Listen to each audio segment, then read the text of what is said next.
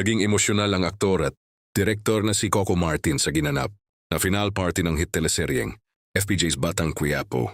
Sa kanyang talumpati, taus-pusong nagpasalamat si Coco sa lahat ng naging bahagi ng matagumpay na serye, mula sa mga naglalakihang artista hanggang sa production staff, crew at mga stuntman na araw-araw na nagtatrabaho sa likod ng kamera. Ayon sa aktor, malaki ang naging ambag ng bawat isa sa tagumpay ng Batang Quiapo. Hindi raw niya makakalimutan ang sakripisyo at dedikasyon ng buong team na tumulong para maging isa sa pinaka-pinag-uusapang programa sa telebisyon ng serye. Habang nagsasalita, halos maiyak si Coco sa kanyang pasasalamat sa ABS-CBN at sa lahat ng taong nagtiwala sa kanya at sa proyektong kanyang pinangunahan.